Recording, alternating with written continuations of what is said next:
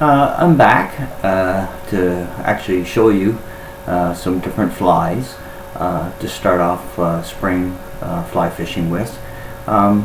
Mostly myself, I'm fishing for the smaller browns and rainbows and brook trout, depending on how north you go of the Great Lakes. But again, in and around the Oshawa area and out to by Kirby Ski Club, Garden Hill area. The Ganaraska River tributaries that come off that are a little, north there. And they almost go up like just north of Rice Lake, and then those are the feeder streams.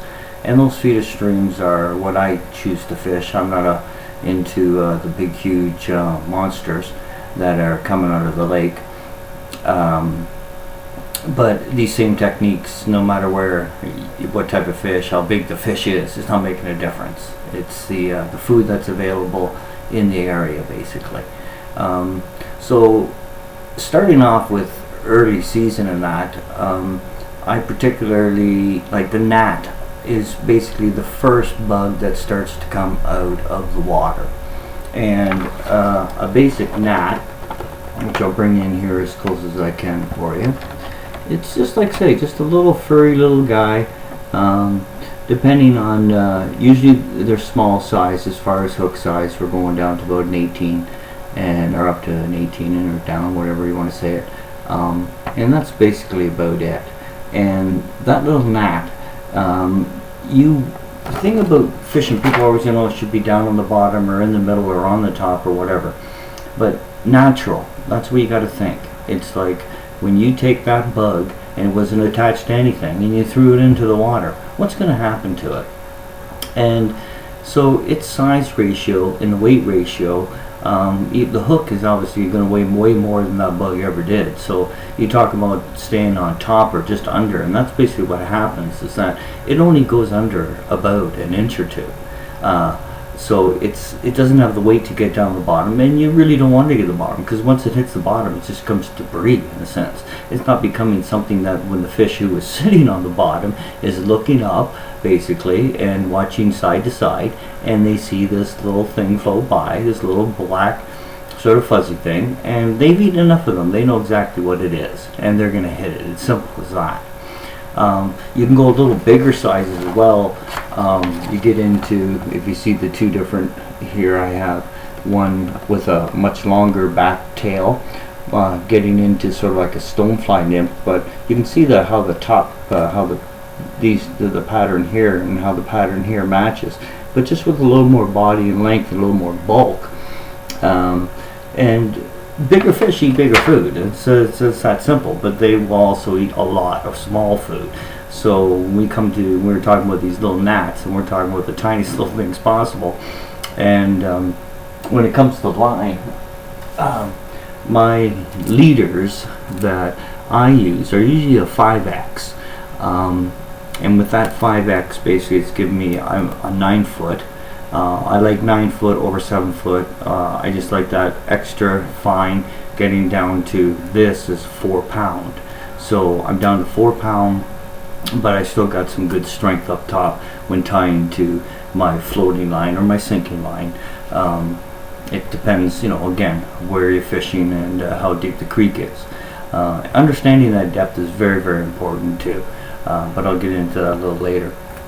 But other flies that I'm going to show you here are basically attractors. And what an attractor is basically something that just looks like regular food that's going down the stream, whether it be spring, summer, winter, or fall. This attractor is just something, like I say, it gets his attention real quick, and if you can see a little bit, there's a little bit of shine in there, and that little bit of sunlight hitting that like that, and that little flash, it's a reaction for the fish. The fish is just, it doesn't even think about it. The brain of the fish isn't that big. So when it sees something like that, it's going to go investigate. And it's usually going to hit it 9 times out of 10. Having an indicator on your line is, to me, one of the most important things. Most fish, when it comes to fly fishing, especially with this light equipment, having an indicator on your line is very important. I use, which I'll show you right here. this is my little sack. This is all I carry when I go fly fishing into the creeks. It's waterproof inside, so I can put sandwiches and pop or whatever in there as well, and all my fly gear and stuff, and I have one little bag that I can carry and tote around. Some people like knapsacks and things like that. I hate knapsacks. I used to wear one for years and years, and I say constantly taking it on and off. And again, you don't need a lot of supplies when you're out there. Some guys go ridiculous, and the amount of stuff they carry is just like again, I've just shown you 3 or 4 flies that that's all you need. You know, if you had 2 or 3 of each one, you'd be fine for a day's fishing. But showing you here, so I can get this kabobble open, and there it is. It's just basically looks like chewing gum, very bright orange, and I just take a piece off.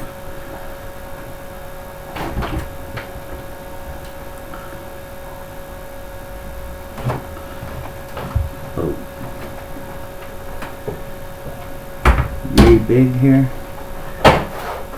and that I put around 2 feet to 3 feet down my actual leader. So it's in the heavier part of the leader line, say around the 10 pound to the 8 pound range, and I'm just gonna basically put that little ball and attach it to the line just by rubbing it and squeezing it around the line, and just like that with your fingers basically, and you end up with a little ball about this big that's on your line. And this little thing just has to move about that much, and that's a hit. And once you understand that, you know your indicator, because you won't feel those bites all the time. You'll see that indicator leave, you pull back. Once you pull back, you'll guarantee you'll catch more fish that way. So from there, I'm going to show you some other small things that I've used for spring fishing. These are just a little worm with a little orange dot, like a weight on it, onto the hook, and basically like I say, it looks like the little worm, and that little attractor, that orange, is all it needs to see. And once it sees that and sees the wiggly of the worm, it's pretty well going to hit it. It's one of my very successful tools when this first came out, and it's been quite a few years now, but the gentlemen in the company that make them now are just so well done. I make a lot of my own flies. This is one that I made up myself, just a little bead head with the green in it, and it's a green sparkle, so it's a tinsel. And if you look under most rocks in Ontario, you'll see these larvae. Some are white, some are green, some are yellow, green, white. It just depends. I have white ones, I have green ones, I even have black ones.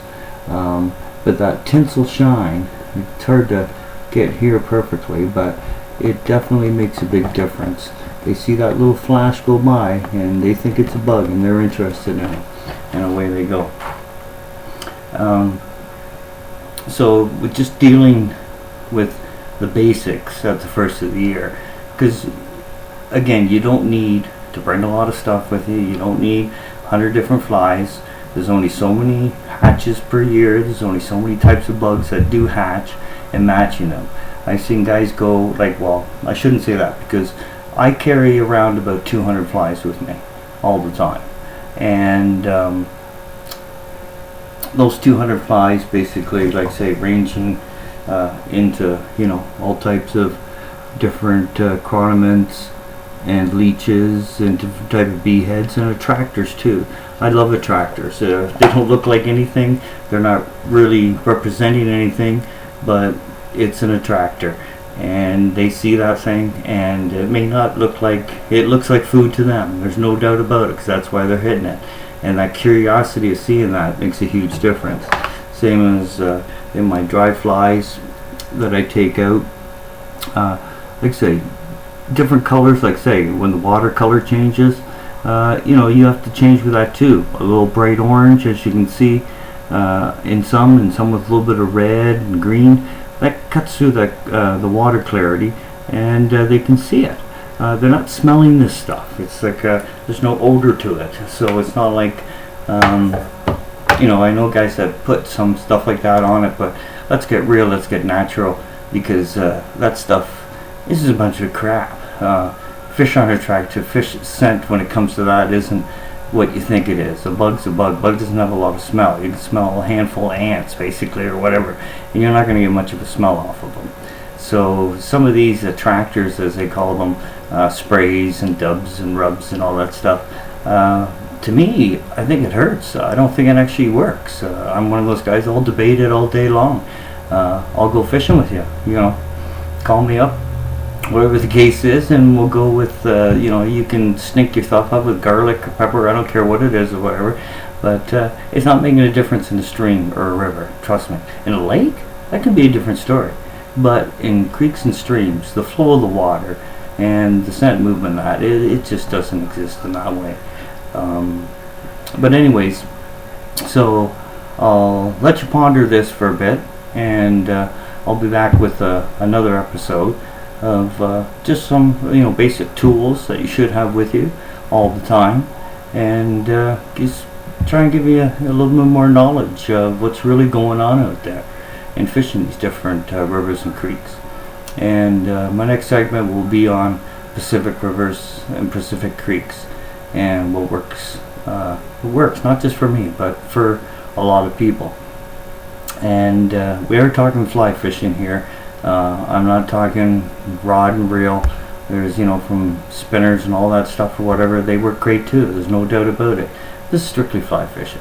That's my interest, and I know that's your interest, so I'll talk to you very soon and give you some more information. Hopefully helps you get some fish.